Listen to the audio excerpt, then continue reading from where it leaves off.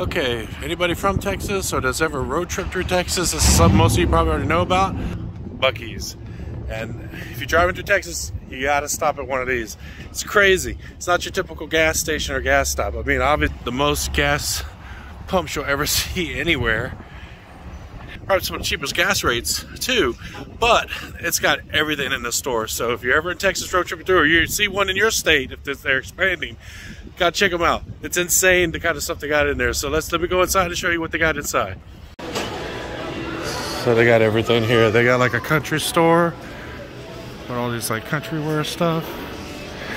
Of course, they got these pulled pork brisket sandwiches. Man, they got everything. A bakery. They got like dried meats, burritos and tacos. Oh, look at this, all this beef jerky. I tried a little piece of the pepper. I'm not good one of those. Sausages. Again, they got the country store over here. So it's got everything. They got fudge. Look at that banana pudding fudge, peanut butter chocolate. Insane. And this is just a gas station, essentially. All the country store stuff. This right here, if you know, then you know. It basically tastes like Pops, the cereal, but with more syrup on it. Get you some pickled quail eggs, but they also sell their own little like products like Gigi's pepper, jellies, blackberry, fig, their own sauces. Pretty much a lot of products that are branded for them, their own sauce, hot sauces. Like I said, this place has everything. Seasoning. I mean, talk about, of course, their own merch. With the Bucees logo.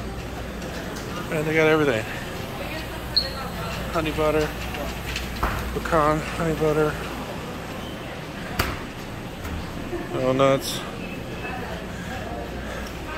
everything imaginable.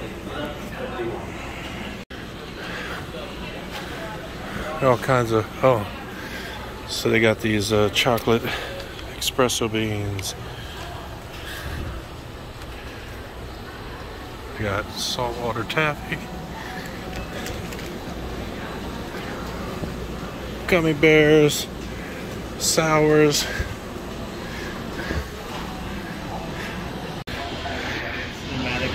cutting up that brisket. And we're making the sandwiches here.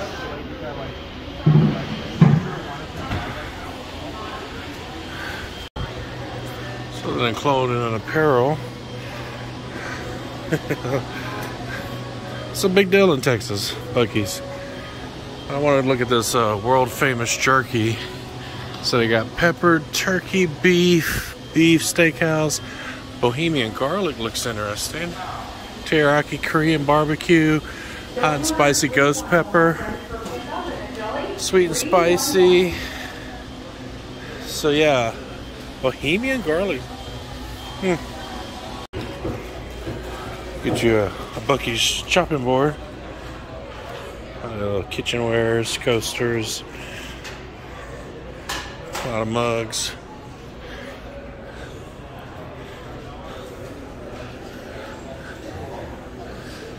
Is this a wine? Oh, that's kind of a neat idea.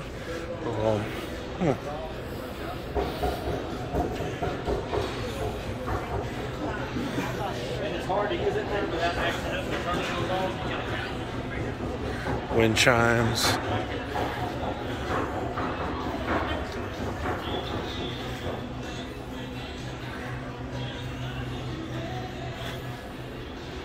Candles.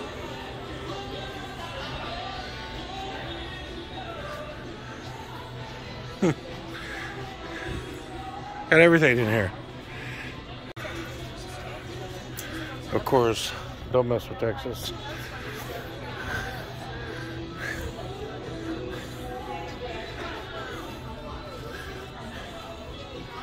Bucky's themed toys and clothes.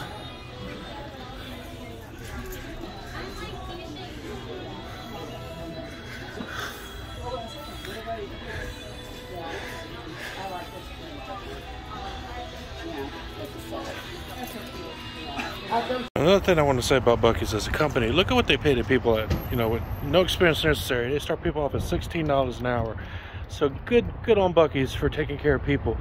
Look at these rates. And look at these benefits. I mean, considering what minimum wage is and how most companies treat their people, and man, Bucky's really takes care of people. Good on them. Okay, one of the things about Texas, you got, you know, food truck game is strong here, especially we got to try a taco and a couple taco trucks. So let's get a taco. Get some tacos with some onions and cilantro on it. Oh yeah. All right, it looks super delicious. I'm gonna take a real quick bite. Ooh, it's super hot too.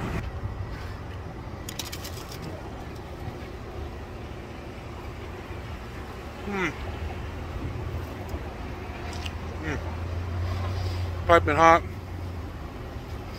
Man, seasoning on point. Love it. All right, taco truck number 2. We're trying today another beef taco with onions and cilantro. We'll see how this one tastes. All right, this one looks good too. Super hot. Onion cilantro with beef.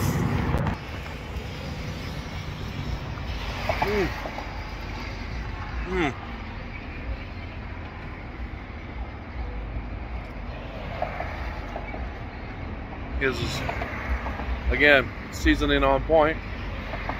It's good. 2 for 2 on the taco truck run. Okay, third and final one today to try the taco trucks. Their beef taco. So far it's been 2 for 2.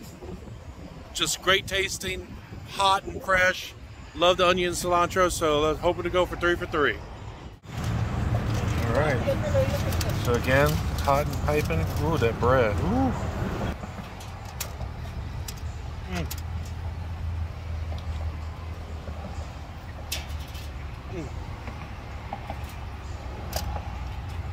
This is slightly better than the other 2. 3 for 3 today. I'm real happy about it. 3 for 3. One of the best things you can do if you're in the Houston, Texas area is come to Space Center Houston.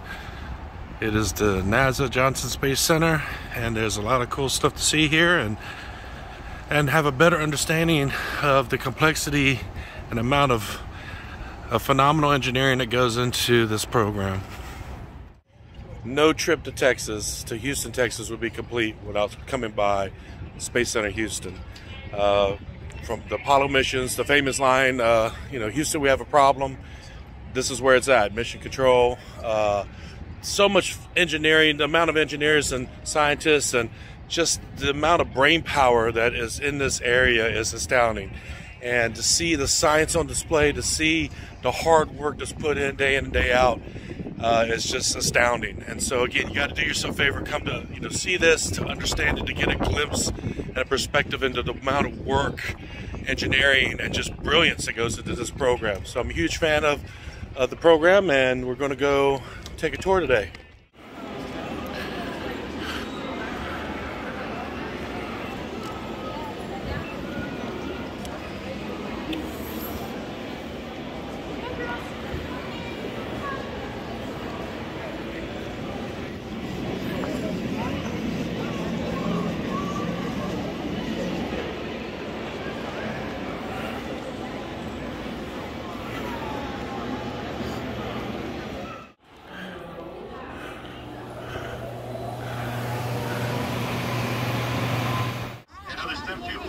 This is just one of many examples of how JSC is involved with Earthbound education as well as space science. The James Webb Space Telescope in 2017.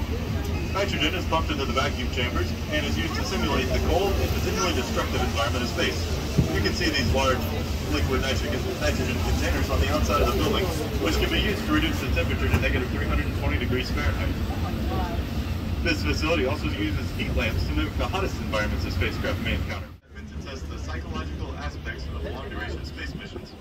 Groups of 4 volunteers between the ages of 22 and 55 live inside for up to 45 days to simulate what it will be like for crews on the upcoming missions to Mars.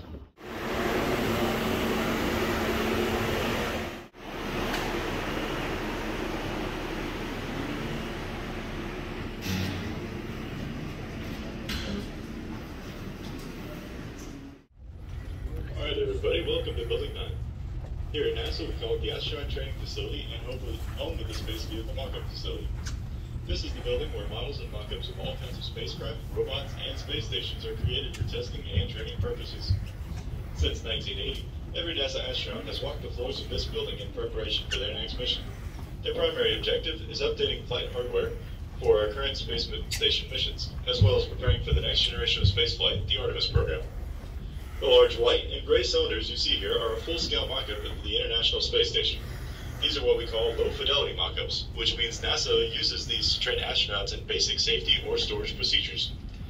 The ISS is the largest orbiting laboratory ever built, and it is roughly the size of an American football field. It is a global partnership with 15 different countries and 5 space agencies, which helps guarantee that the discoveries made in orbit will be shared throughout the world.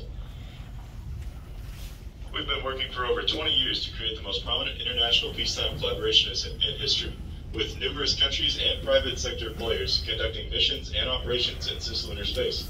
It is critical to establish a common set of principles to govern the civil exploration and use of outer space. The Artemis Accords will describe a shared vision for principles to create a safe and transparent environment in which facilitates exploration, science, and commercial activities for all of humanity. Astronauts began launching from the Kennedy Space Center in 2020 using a SpaceX Falcon 9 rocket instead of relying on the Russian Soyuz for transportation to and from the ISS. SpaceX is one of the companies participating in NASA's Commercial Crew Program, which began in 2014. In front of the window, you'll see a mock-up of the Boeing Starliner. This is another capsule, part of NASA's commercial space fleet, alongside vehicles from SpaceX, Northrop Grumman, Sierra Nevada, and other private companies. Thanks to this collaboration, NASA can focus on developing new spacecraft which will allow us to. NASA is developing sustainable technologies to make the most of the scarce resources in outer space. For example, 93% of the water on the ISS is collected, purified, and recycled through the station systems. This technology is also being used here on Earth every day, providing necessary resources to communities lacking access to clean drinking water.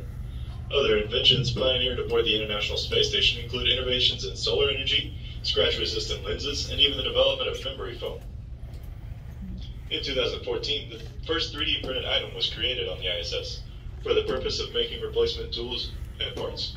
This same 3D printing technology is in use here at JSC right across the street at Hera, where NASA engineers 3D printed an entire living habitat.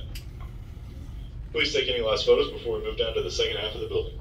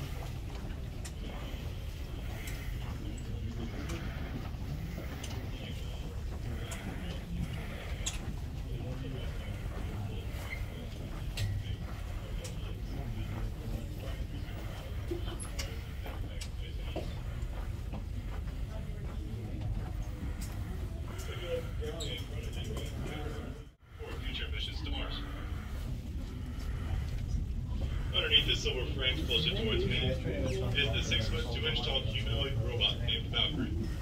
Although NASA now plans to deploy Valkyrie to search distant celestial bodies, this was not its original intended use.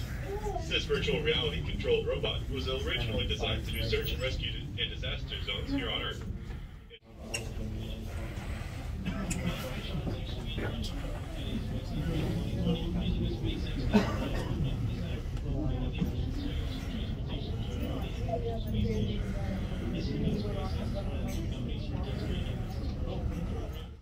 Oh, little drones.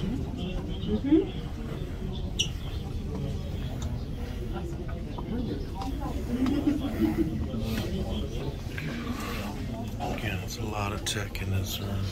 Although they get very little. Yeah.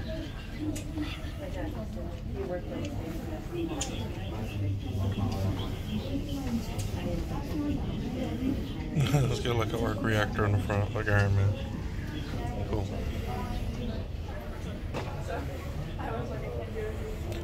lot of work that's going on in here. People building stuff.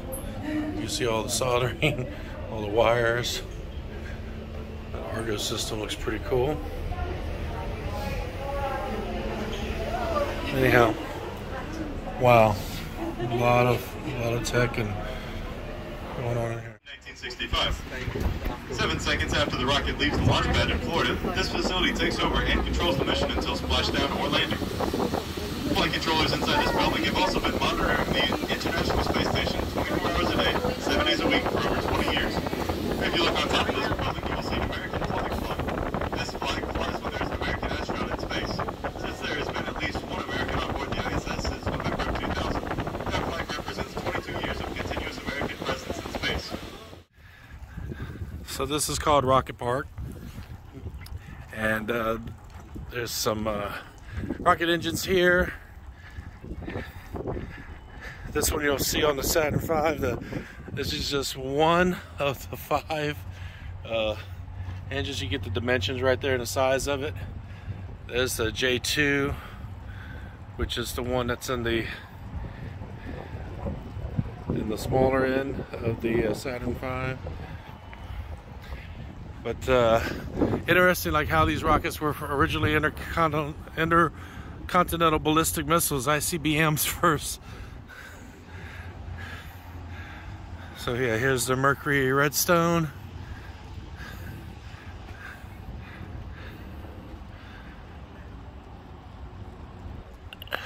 But yeah, the Little Joe.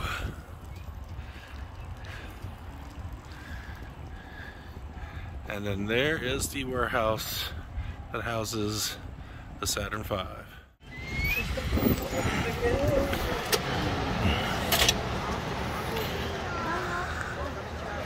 Now this is such a thing that I wish I could explain the scale, right?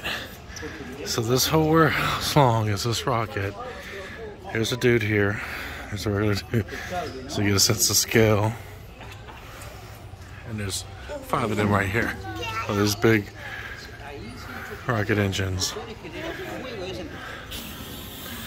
It's astounding. Simply amazing.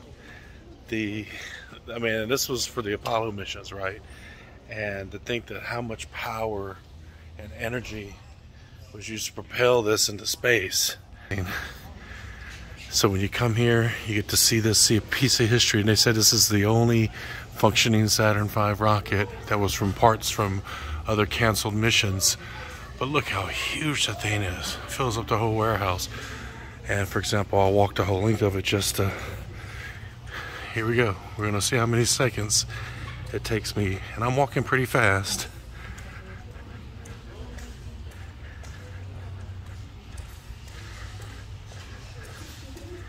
Still going.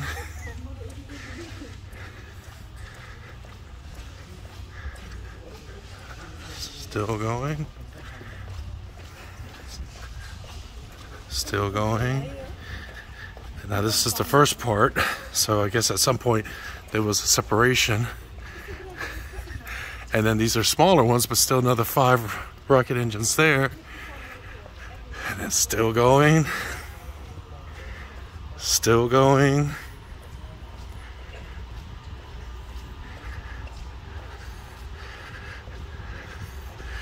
Then you get to this third piece, and we have 1 engine, or 1 rocket engine there.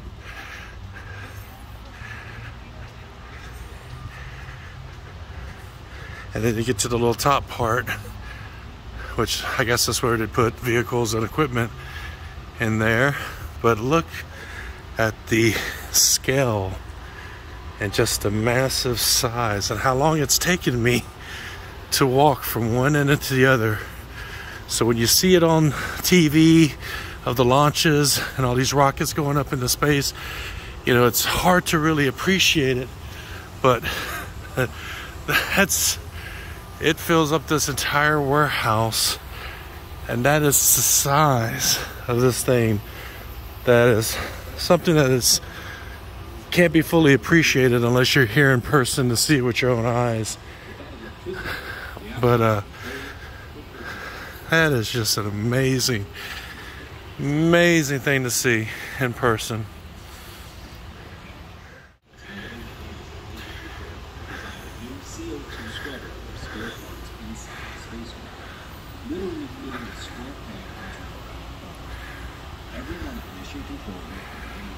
Apollo 13. Never given up and kept the astronauts alive. This kind of explains the command and service module a bit better.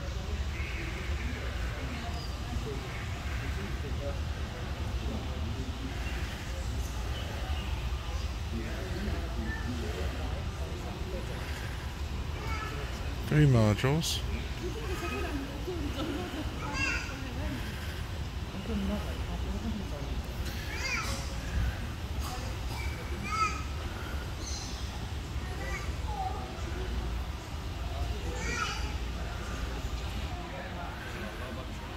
So that's these pieces right here. Now I've been to Space Center Houston a dozen plus times, and every time I come and walk into this building, I am just astounded time and time again at the size of this, the scale, the scope of what they were doing. You know, getting onto a bunch of you know, a bunch of rockets strapped onto some bolted metal and just go. Man, the science and mathematics involved in this is just blows your mind, and so proud that we are, you know, doing the Artemis mission, you know, planning to go back to the moon. I think this the amount of how we progress all the different fields of the world, from food, sciences, medicines, health and human well-being, you know, the missions and the experiments they do here. We need to fund these programs. NASA does, it's for all mankind. And you listen on the tour of just all the advances they've made through all these other disciplines and sciences and industries, that they've just given this results of their research and the fruits of their labor freely to the world, and we've all benefited from it. So just imagine what the next 100+ years of experiments and you know, missions to both Mars and going back to the moon is going to provide us and future generations. So I'm so supportive of these programs. I wish that they'd had more funding. If you ever go look on YouTube, there's a video that talks about their funding and how it's like fractions of a penny, and it's a powerful video. In fact, I'll link it in the description below. But this is amazing. Every time I see it, I'm still floored. I'm still in awe of it. And you walk down this one side where it talks about the different Apollo missions and the astronauts, you know, men that risked their lives, and there was a couple of tragedies along the way, but it never faltered in the resolve to advance our frontiers, advance the borders and boundaries of science and technology. It's amazing. So I love the plans to have the missions and journeys to Mars. I'm all for it. I love the fact that they're looking at commercial partnerships and international partnerships. And yeah, let's hope that this is something I can see in my lifetime. But yeah, let's get human beings to Mars. So what you'll see along this side, as I mentioned earlier, is the facts and photos of the astronauts for all the various Apollo missions. And you know, these men conducting these missions, running the various experiments for multiple purposes that they did these missions for. You know, of course, a lot of these, some very famous astronauts like Alan Shepard, and then yeah, you see the different ones. Of course, the most famous one being Apollo 13, as it was the movie with Tom Hanks and Kevin Bacon had really showed us you know, how just death-defying that mission was. And then other missions, to include missions that did not go, but here's another one, Neil Armstrong, Apollo 11. And of course, there's a few Apollo missions that ended in tragedy, and we should never forget those astronauts that bravely gave their lives to, again, to expand the boundaries of science.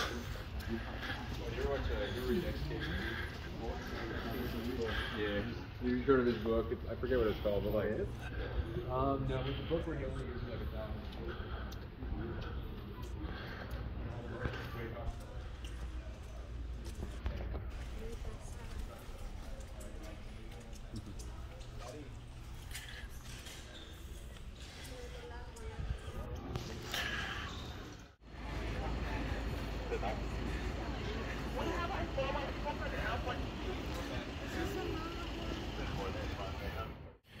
So you know that scene in the movies where the astronauts are walking the load into the shuttle and they're walking across this long bridge? There it is.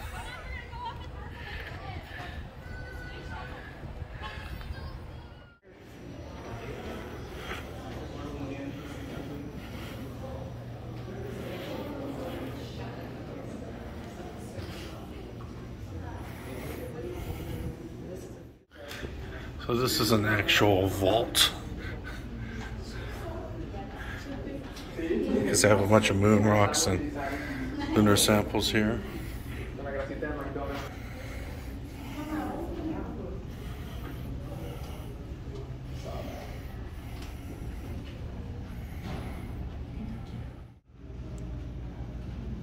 Get to touch the moon.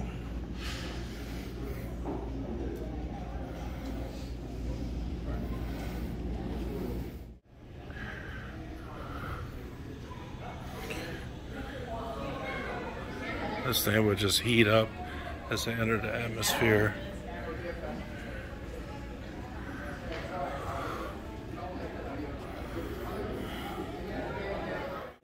You get to really look close at, look at the, how just a door, the assembly that shuts and keeps the door shut. Insane. And then you look at the space that the crew had in there.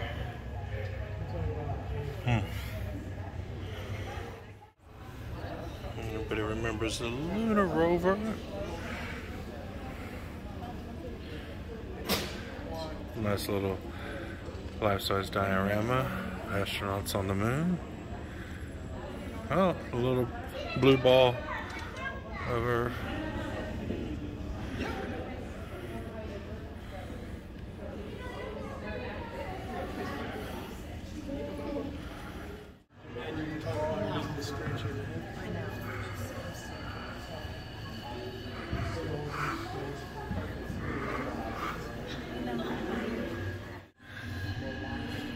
Get a sense of all the different switches and breaker panels, and wow, they had to memorize every sequence, how to do everything in these modules.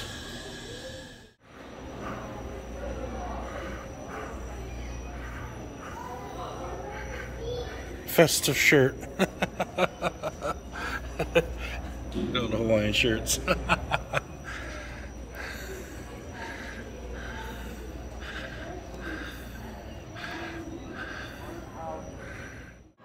Another thing I applaud NASA on doing is having all these interactive exhibits and systems for kids to really, you know, get a taste of the science on display, and trying to promote the STEM subjects for future generations to want to become engineers and scientists and technologists themselves. So I love it. Get the various astronaut outfits and suits. Amazing, all these little nozzles and hoses. And again, with the VR, virtual reality stuff, and different motion simulator rides, it's great that they're getting people kind of a small taste of what it's like to be in space. I got this Mission to Mars exhibits, again showing some of the information, facts, you know, showing people just a glimpse into everything that goes into the planning and the science that's gonna make this all possible.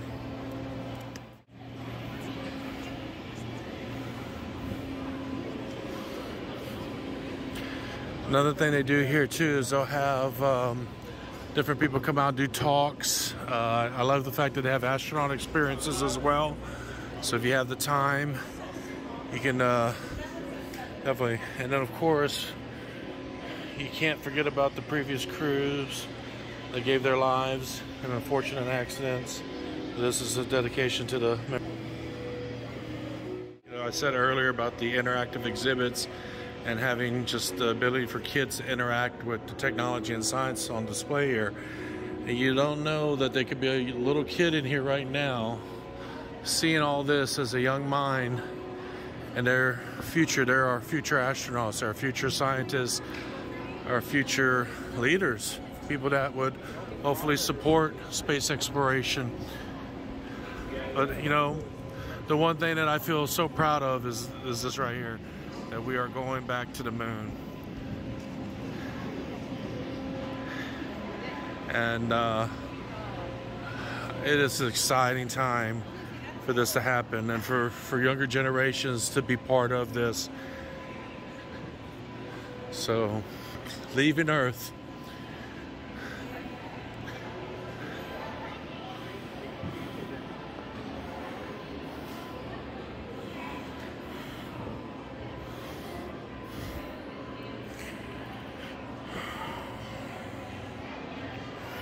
I do hope in my lifetime I could see us get a manned mission to Mars.